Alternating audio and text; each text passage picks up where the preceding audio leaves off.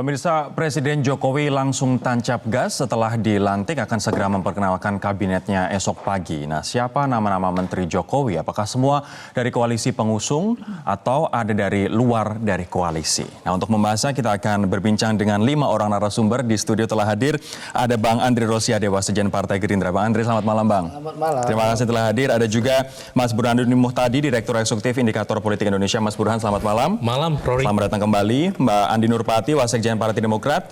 Selamat malam. Selamat malam, Assalamualaikum. Waalaikumsalam. Ada juga Bang Saan Mustopa, anggota DPR dari fraksi Nasdem. Bang Saan, selamat malam. Malam. Ada juga Bang Syaiful Huda, Wasekjen dari PKB. Bang Syaiful, malam. Apa kabar? Ketemu kembali. Saya akan ke Bang Andre lebih dahulu. Bang Andre, ini artinya Gerindra jadi bergabung atau enggak? Loh, saya sampaikan tadi sebelumnya sudah saya jelaskan juga, tapi pertanyaannya ini diulang-ulang terus ya. Ya justru kami pengen jawaban yang solid. Tanyakan ke Pak Jokowi dong. Kan Pak Jokowi yang menentukan kabinet. Kalau Bang Andre sebagai pimpinan DPP dari Gerindra, nyamannya di mana? Loh, kalau sah. Jadi gini, keputusan Rapimnas Partai Gerindra memutuskan 2 hal. Yang pertama, kami seluruh kader menyerahkan sepenuhnya keputusan itu kepada Pak Prabowo. Yang kedua, kader Partai Gerindra memang ada yang mendukung di dalam, ada yang mendukung di luar pemerintahan. Tapi dalam keputusan yang kedua, kami akan sami'na wa atokna dengan keputusan Pak Prabowo apapun yang akan diambil. Karena kami percaya Pak Prabowo akan mengambil keputusan yang terbaik bagi bangsa dan negara. Menurut Bang Andre, keputusan terbaik di luar atau di dalam? Ya, tanyakan ke Pak Prabowo dan Pak Jokowi, saya nggak tahu. Sebagai kader, Pak Prabowo. Harus ditanyain ke Pak Prabowo. Sebagai kader, saya akan menjalankan instruksi dari Ketua Umum dan Ketua Dewan Pembina saya. Tapi beberapa kali kita juga diskusi Bang, dalam forum-forum Prime Talk begitu. Anda mengatakan bahwa sebaiknya Gerindra tetap di luar pemerintah. Menurut Anda itu masih berlaku tidak untuk poin saat ini? Karena poin saat ini, hari ini tanggal 20 Oktober, di mana 16 Oktober sudah Rapimnas, dan kami sudah mengambil keputusan, menyerahkan sepenuhnya ke Pak Prabowo, saya tegak lurus saja, menunggu keputusan Pak Prabowo. Baik. Kalau sebelum Rapimnas, saya bisa jawab keputusan saya. Tapi setelah Rapimnas, saya tidak berbicara atas nama keputusan partai. Itu beretika berpartai seperti itu. Kalau Partai Demokrat gimana Bu Andi? Jadi bergabung ke koalisi? Kalau Partai Demokrat kita bergabung ke pemerintahan Pak Jokowi sekarang kita siap, kita juga di luar koalisi juga bersedia. Naga-naganya kemana jadi, Bu? Memang di suara-suara internal itu banyak yang menginginkan juga kita bergabung ke pemerintahan, tetapi juga tidak sedikit yang menginginkan kita juga berada di luar pemerintahan. Nah, karena itu keputusan paling akhir tentu ada di Ketua Umum yang kita sudah sama-sama memahami bahwa keputusan tertinggi ada di Ketua Umum untuk melihat kemaslahatan yang terbaik untuk bangsa dan negara dan juga untuk kepentingan partai. Pak SBY sama Pak Jokowi juga sudah bertemu dan nampaknya keduanya sama-sama positif menanggapi pertemuan itu dengan mengeluarkan statement bahwa Pak Jokowi mengatakan ya tetap ada membuka kemungkinan bahwa Demokrat akan bergabung. Artinya peluang itu selalu lebih besar ada daripada di luar. Karena kita juga pada pemerintahan yang periode pertama Pak Jokowi juga sudah diajak bergabung ya, walaupun pada saat itu kemudian Pak SBY memutuskan untuk tetap berada di luar pemerintahan menjadi partai penyeimbang, maka kali ini tentu beliau ya punya pengalaman tadi di luar, punya pengalaman menjadi pemerintah. Nah, tentu kali ini harus ada keputusan yang kita lihat bahwa sama-sama lah melihat perkembangan bangsa dan negara ini yang butuh kerjasama yang baik dan yang optimal untuk membangun bangsa dan negara. Kepentingan bangsa dan negara inilah yang kemudian tentunya Pak SBY akan pertimbangkan lebih jauh, termasuk tentunya tidak menghiraukan kepentingan Partai Demokrat juga. Nanti saya akan tanyakan, betulkah asal Mas AHY masuk Demokrat akan happy Bu? Kita akan membahasnya sesaat lagi, tetaplah bersama kami.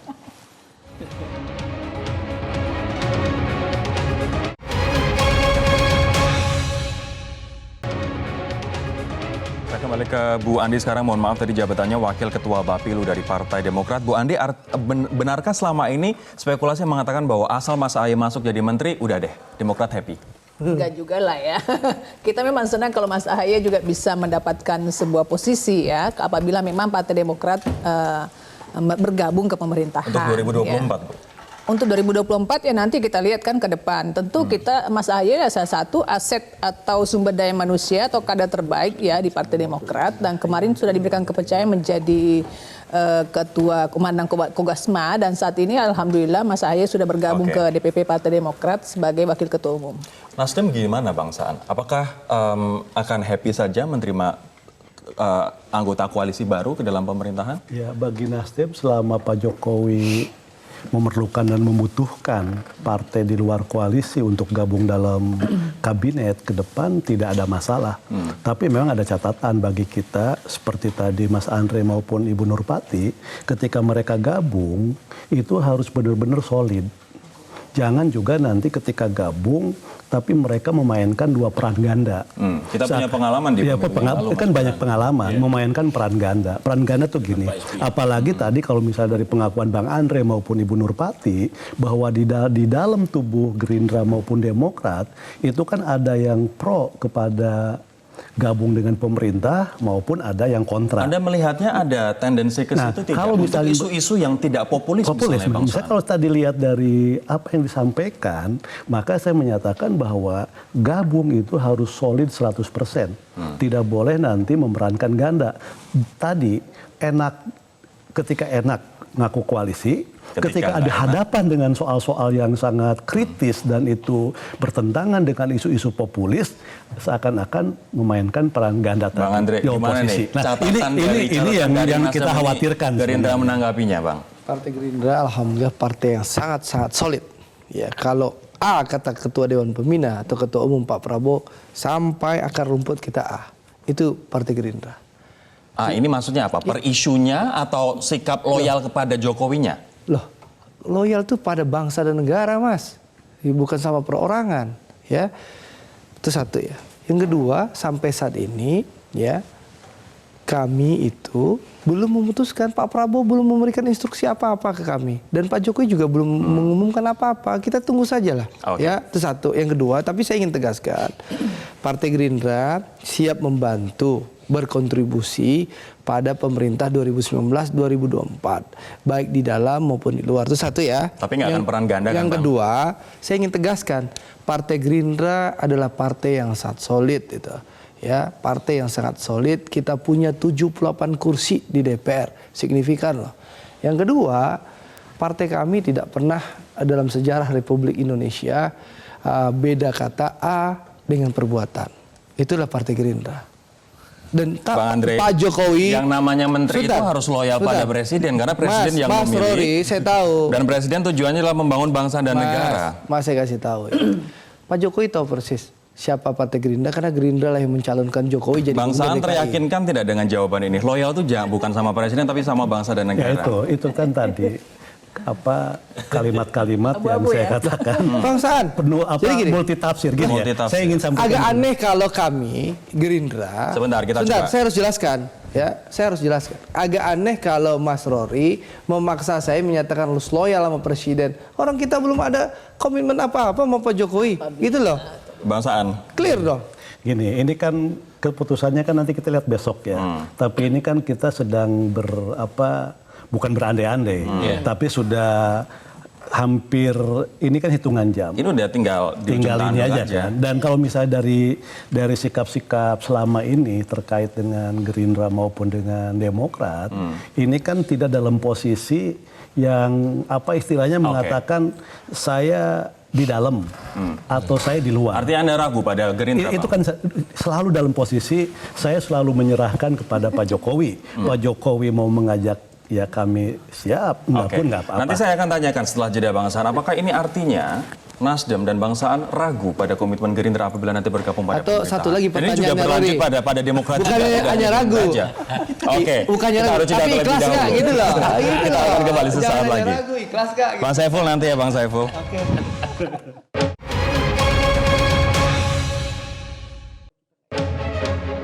Bang Saan, dengan jawaban dari Bang Andre seperti tadi bahwa setia tidak pada presiden, tapi setia pada bangsa dan negara. Apakah Anda kemudian meragukan atau bisa secara firm mengatakan bahwa Anda percaya pada Gerindra ketika sudah masuk dalam koalisi? Ya sebenarnya bukan meragukan ya, bukan juga berpikir negatif kita selalu berpikir positif, tapi kita hanya memberikan sebuah pengingatkan bahwa kalau Biasanya kalau memang mengingatkan biasanya orang yang nakal. jadi mengingatkan bahwa kalau memang mau gabung dalam bahasa agama harus kafah. Oke. Harus benar-benar. Memang ada indikasi total, untuk indikasi ya. untuk nggak total Bang Saan Harus menurut total Anda. ya, kalau total. Bang Saan, Anda apapun. melihat ada indikasi tidak total Dalam- untuk isu-isu yang misal tidak populis. Makanya dalam perjalanan ya pengalaman pemerintahan sebelumnya banyak mereka berkoalisi tapi rasa oposisi, koalisi yang enaknya saja, tapi begitu ada hal-hal yang negatif, nah dia Ini seperti kasus Senturi pada waktu itu iya, hak angket. banyak. Nah tadi misalnya pertanyaan Mas Andre, ikhlas tidak ketika Gerindra gabung? Kalau soal ikhlas, Pak Jokowi, kita semua selama tadi solid, total, kita ikhlas menerima kawan baru dalam Kalau koalisi. PKB ikhlas tidak? Misalnya jatah menterinya jadi berkurang gara-gara ada kawan-kawan baru yang masuk. Nggak jatah berkurang, jadi ditambahin aja. Bagaimana tambahin? Pesertanya makin banyak. Saya kira ini kan tadi kita ngomongin soal Tambahin porsinya aja dari 45% jadi 55%. yes, Nanti kira-kira masyarakat begitu. komplain. Bahkan kalau bisa diperbanyak aja partai ini. Porsinya jadi 65 jadi. Nanti saya tanya pendapat Mas Burhan yang udah ketawa-ketawa dari tadi. Mas setuju nggak kalau porsi untuk dari parpol ditambahin? Awalnya 45 versus 55 jadi 60 malah katanya. Kita nanti akan bahas setelah headline news pukul 8 waktu Indonesia Barat.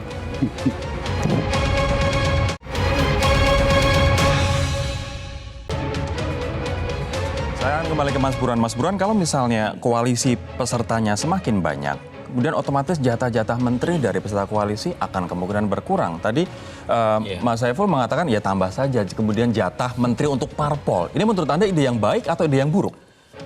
Pertama, zakon kabinet menjadi korban. Kalau misalnya koalisi didasarkan pada penambahan armada koalisi baru, itu dilakukan dengan mengorbankan jatah non-partai. Saya tidak ingin menggunakan istilah profesional versus partai, karena ada juga orang Partai profesional yang ada di profesional. partai. Tetapi seringkali nama yang disodorkan oleh ketua umum terkait dengan nama-nama politisi yang profesional yang ingin dimunculkan sebagai alternatif menteri itu umumnya tidak ada. Umumnya berdasarkan kedekatan terhadap ketua umum. Jadi seringkali kalau kemudian orang menganggap menteri dari partai politik tidak profesional, ada dasarnya itu. Nah, tetapi buat saya Pak Jokowi sudah ini terperangkap oleh pernyataannya sendiri dengan 45%, mengatakan 45% versus 55%. Jadi ruang bermanuvernya untuk memberi konsensi kepada partai politik, terutama yang mitra koalisi baru, adalah mitra koalisi lama tidak dikurangi jatahnya, tetapi mereka tidak dapat jatah baru, diberikan peluang melalui profesional. Jadi profesional tetapi rasa partai, casingnya yang profesional, tapi pada dasarnya usulan dari partai politik. Nah, yang kedua mungkin di skenario wakil menteri. Jadi wakil menterinya diperbanyak. Nah, itu bagian untuk mengakomodasi partai, atau menterinya diberikan untuk partai, tetapi wakil menterinya dari Kalau skenario-nya kayak begini, PKB ikhlas nggak Bang Saiful? Nggak ada masalah prinsipnya. Nggak ada masalah. Nggak ada masalah. Jumlah parpol berkurang, kemudian misalnya diganti wakil menteri atau misalnya kepala badan atau lembaga, nggak masalah. Prinsipnya nggak ada masalah selama efektivitas kerja kabinet bisa berjalan. Tadi dalam pidato Pak Presiden waktu dilantik cukup banyak PR yang itu butuh person di kabinet yang saya kira punya kapasitas yang harus menyelesaikan agenda begitu luar biasa itu. Oke, tapi kalau menurut Mas Burhan, sebenarnya Pak Jokowi butuh nggak Gerindra, Demokrat, dan mungkin juga PAN? Saya pernah mengatakannya, it takes two to tango. Jadi nggak mungkin Gerindra, terutama Pak Prabowo, begitu rajin menggelar safari kalau tidak ada sinyal dari istana. Jadi sepertinya memang ada sinyal yang kemudian sinyal itu ditangkap dengan melakukan safari politik ke ketum. Itu semacam kulonwun atau restu secara informal. Dan menurut saya kalau dilihat dari sudut pandang ini tantangan ekonomi global yang luar biasa parah, itu memang Pak Jokowi menyebut tadi satu pernyataan yang menurut saya memberi semacam penanda bahwa beliau membuka pintu buat mitra koalisi baru. Apa itu? Ekosistem politik yang kondusif. Itu pernyataan yang menurut saya satu sinyal bahwa Pak Jokowi memberi ruang buat masuknya mitra koalisi. Bang Andre, Pak Jokowi sudah memberi sinyal, Pak Prabowo juga sudah melakukan safari politik ke sejumlah ketua umum partai politik. Ini artinya tinggal waktu saja dong untuk Gerindra masuk ke dalam pemerintahan. Dan mungkin Pak Prabowo jadi menhan, seperti yang kita dengar spekulasi-spekulasi belakangan ini. Ya, kalau menurut saya kita tunggu saja besok. Seperti yang disampaikan Pak Prabowo berulang kali, kami siap membantu Pak Jokowi di dalam ataupun di luar pemerintah. Oke.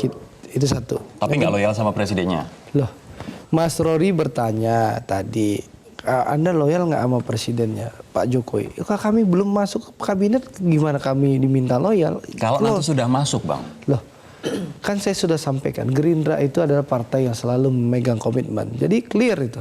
Jadi nggak usah ditanya-tanya kayak anak TK aja gitu loh. Tapi yang jelas saya ingin sampaikan, PR bangsa ini besar. Janji Pak Jokowi tadi menyatakan bahwa akan targetnya pendapatan per kapita, artinya kalau 27 juta per bulan. Itu luar biasa loh. Artinya kalau misalnya masuk di kabinet, saya ingin menggarisbawahi dulu, Gerindra akan loyal pada presiden. Saya sampaikan, kami siap berkontribusi di dalam ataupun di luar pemerintah. Kalau kami selama ini berkomitmen dengan siapapun, ya, kami selalu 100% bekerja. Mas, saya kasih contoh. Kami berjuang menjadikan Pak Jokowi jadi gubernur DKI. Orang memprediksi Pak Jokowi kalah. Kami habis-habisan menang. Yang dikhawatirkan lalu, Bang Andre. 2017 Mas Anies ya underdog bersama Sandi. Kami fight habis-habisan. Jadi jangan ragukan soliditas Gerindra lah. Kami 78 kursi di DPR. Solid apa kata Ketua Dewan Pembina. Kita punya pengalaman Mas Burhan. Pada waktu pemerintahan Pak SBY. Dan jangan samakan kami dengan partai lain. Oke. Enggak, ini pengalaman. Bukan mempersamakan tapi pengalaman. Kita belajar dari pengalaman. Tahun 2009 Golkar justru malah melemparkan hak angket sentral. Kemudian ada soal angket pajak begitu, PKS juga begitu. Apakah ini bisa juga terjadi apabila nanti Gerindra Demokrat masuk ke koalisi? Kemungkinan kesana besar, tetapi karakter Golkar dengan Gerindra beda dari sisi nature. Kalau Golkar itu partai, kalau istilah Pak JK, yang tidak memiliki pemegang saham mayoritas tunggal. Jadi ada banyak sekali pemain di sana. Kalau Gerindra ini partai veto player. Kalau David Samuel menyebut dengan istilah presidensialis politik. Sama kayak Demokrat dong. Kayak Demokrat. Jadi dia pegang kepalanya. Nasdem juga, tapi PKB tidak. Itu pegang kepalanya, itu buntutnya ngikut. Oke. Cuma pertanyaannya adalah kalau yang masuk menteri bukan kepalanya. Ingat waktu zaman Pak SBY itu yang menjadi menteri bukan artinya Abu Rizal untuk Bakri yang saat itu menaklukkan jadi ketua umum kepalanya harus jadi menteri menurut Anda? Nah, kalau pengen memastikan sekalian. Nah, misalnya nih untuk Demokrat, apakah loyal kalau misalnya menterinya bukan AHY? Itu kan pertanyaan yang sangat terkait dengan sebentar sebelum ke Demokrat. Sebelum ke Demokrat. Tapi artinya Pak Prabowo harus jadi menteri untuk bisa memegang kepala dari Gerindra ini. Tidak harus sebenarnya. Kalau Pak Prabowo masih mengatakan loyal sama Pak Jokowi, meskipun menterinya gitu ya, itu tidak terlalu mengikuti garis keputusan Pak Jokowi, tetapi kalau misalnya ada titah dari Pak Prabowo itu ikut.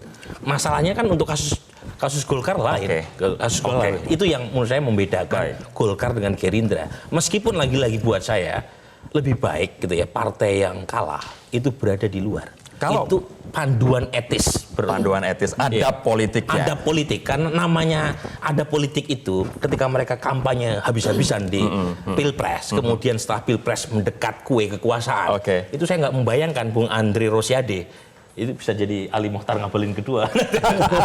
Jadi Bu, saya akan ke Bu Andi sekarang. Bu Andi, kalau misalnya sebentar, oke. Kalau misalnya Mas Ahaye nggak jadi menteri, akankah akan loyal pada Jokowi? Atau oportunistik aja?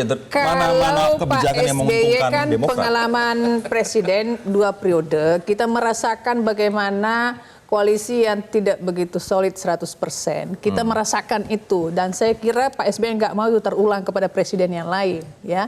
Jadi saya nobel sekali nih Pak SBY, Bu. Iya, saya kira begitu, beliau sangat cinta tanah air dan beliau selalu mengingatkan kepada kita siapapun presiden kita mesti hormati. Ini saya catat artinya besok kalau misalnya during thick and thin, ketika misalnya menaikkan harga BBM atau menaikkan harga komoditas, itu ujian utama, artinya Demokrat tetap akan bersama Jokowi. Kalau misalnya Partai Demokrat bergabung ke pemerintah, tentu Presiden kan juga sudah tentu berbicara dengan kabinetnya ya. kemudian sudah membahas itu bersama-sama Itu dengan juga pimpinan sudah partai dilakukan politik, ke partai politik, ya kan? politik Artinya apapun keputusan lain. pemerintah, apabila kita bergabung dengan pemerintah, ya saya kira Pak SBY juga nggak mau kita kemudian mengambil langkah seperti yang sudah dialami beliau, itu menyakitkan gitu sebetulnya ya. Ya kan, itu saya yakin bahwa Pak SBY dan Partai Demokrat tentu akan solid kepada pemerintahan apabila bergabung Oke. dengan pemerintah. Bang Saad melihat ini manis di depan aja tapi pahit di belakang, atau memang ini adalah sesuatu yang nanti benar-benar akan terjadi dengan Partai Demokrat apabila bergabung? Itu yang bisa menjamin kalau Pak SBY sendiri dan Pak Prabowo sendiri yang menyatakan langsung apapun yang diputuskan oleh Pak Jokowi sebagai presiden dan Gerindra maupun Demokrat bagian dari koalisi itu akan ditanggung secara bersama-sama. Artinya walaupun itu putusan tidak populer dalam konteks untuk kepentingan masa depan bangsa, mereka juga siap sama-sama untuk bisa menanggung dan memasang badan untuk menyampaikan kepada publik. Ini penting saya katakan. Anda yakin mereka akan setia seperti itu, Bang? Politik itu kan tidak bisa kita memastikan. Kita tidak bisa pastikan bahwa politik seperti itu. Makanya sebenarnya kalau ingin secara efektif itu mampu menjalankan kebijakan yang mungkin tidak populer tapi harus dilakukan, menurut saya 2 tahun pertama itu harus segera dipastikan kebijakan-kebijakan yang tidak populer untuk tetap jalan. Sebab kalau udah 2022, jangankan mitra koalisi baru, mitra koalisi lama pun itu sudah mikir agenda 2024. Jadi misalnya kalau ada kebijakan mau tidak mau harus mengurangi subsidi BBM, merevisi undang-undang ketenaga kerjaan. Itu kan kebijakan yang pada titik tertentu menarik investasi dari asing ke dalam, menciptakan apa yang Pak Jokowi bilang dengan cipta lapangan pekerjaan, tetapi di sisi lain resistensi publiknya kuat. Oke. Kelompok buruh pasti menentang, kelompok masyarakat pasti menentang, tetapi pemerintah harus melakukan kalau Oke. misalnya itu harus dilakukan. Pak Prabowo juga bertemu dengan Caimin. Apa pesan Caimin kepada Pak Prabowo? Dan apa pesan PKB kepada mereka yang dulunya beroposisi terus bergabung ke dalam koalisi? Kami akan membahasnya sesaat lagi.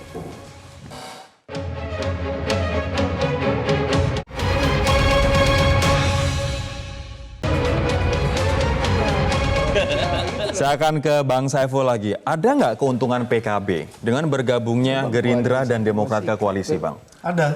Ini menyangkut soal efektivitas bangun tadi itu pesan dari Pak Jokowi, bangun ekosistem politik yang lebih stabil. Paling tidak 2 tahun ke depan itu menjadi poin kalau Gerindra sama Demokrat bergabung. Tapi untuk PKB sendiri? Sekali lagi nggak ada masalah. Di kita nggak ada masalah. Karena efektivitas di kita yang kita nggak mengenal oposisi itu menjadi jadi politik kita kan cair betul itu. Apa pesan Anda untuk 2 calon saudara baru ini? Tadi seperti bangsaan. Jadi ya kita tunggu aja komitmen loyalitasnya. Belum bisa merasakan. Belum bisa merasakan. Demokrat merasakan banget katanya, sakit waktu itu kata Bu Andi. Tapi begini, kalau ini ranahnya masuk di parlemen, sesungguhnya minus Demokrat dan Golkar pun dengan koalisi yang kami punya, seandainya voting untuk urusan-urusan yang Golkar.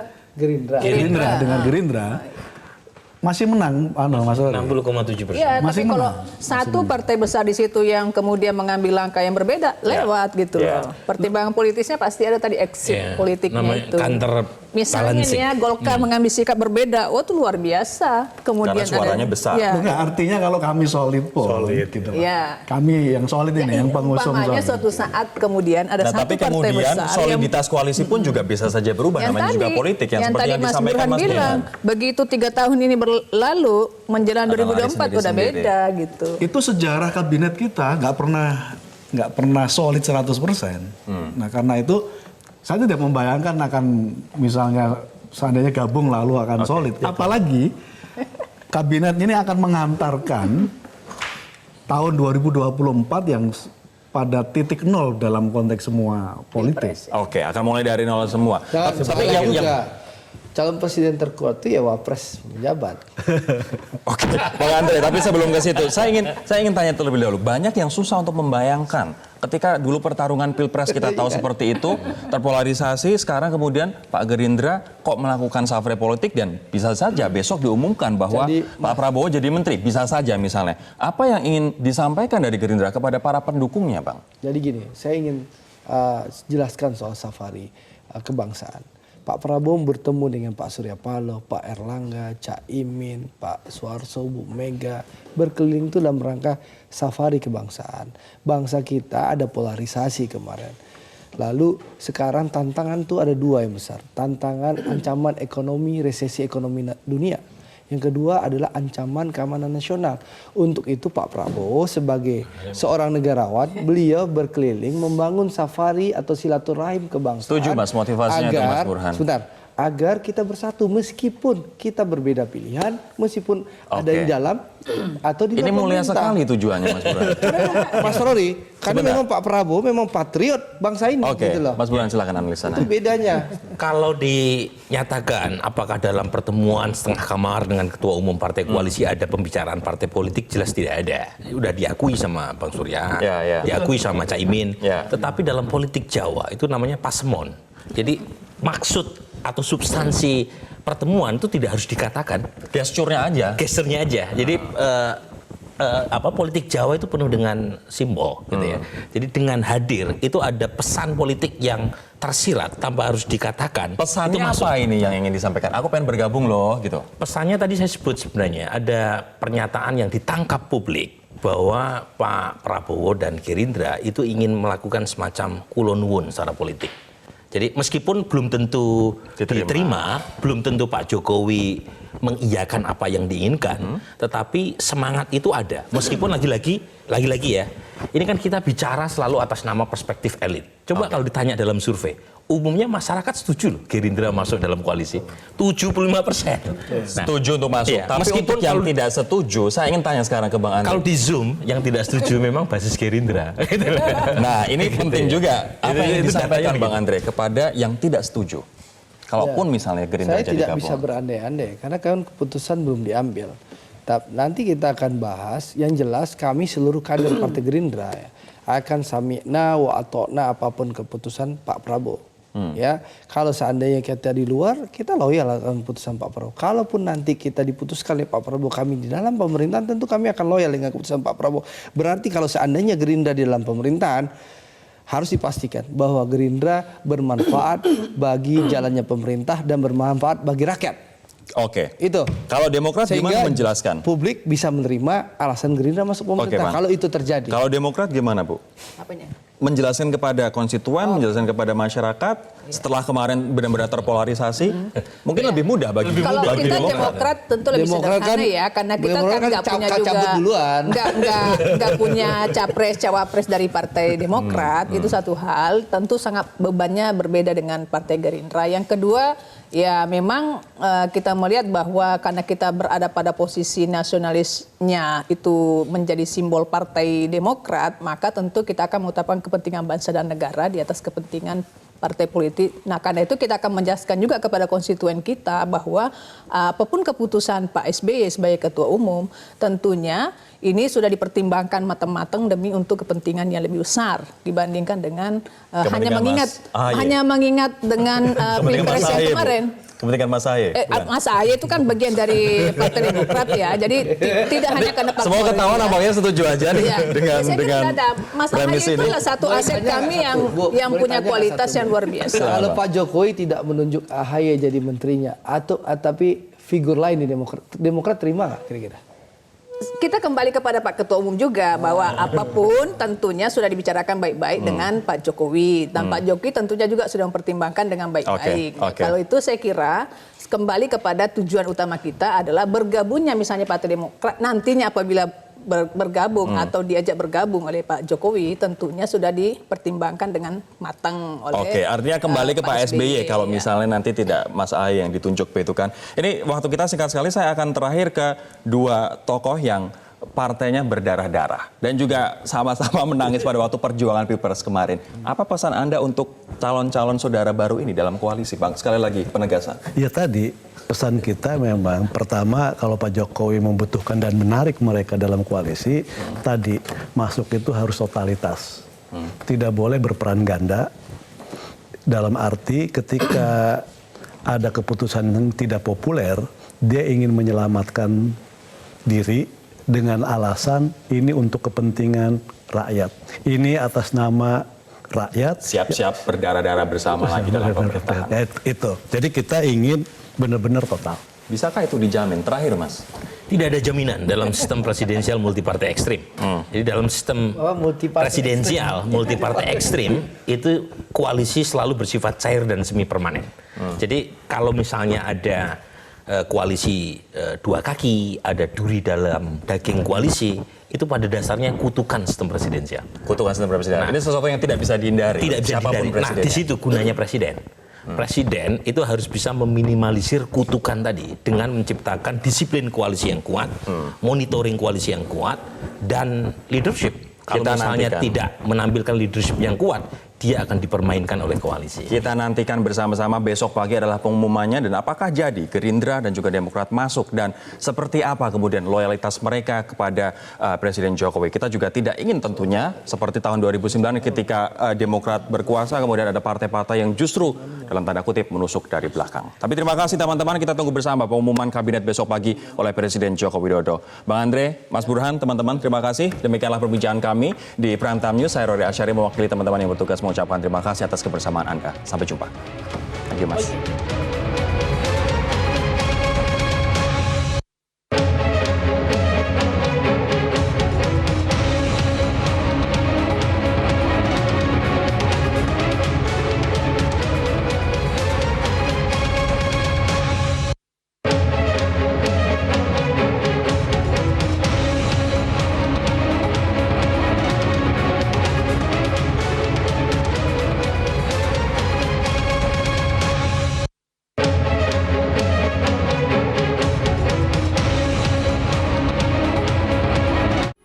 Metro TV, knowledge to elevate.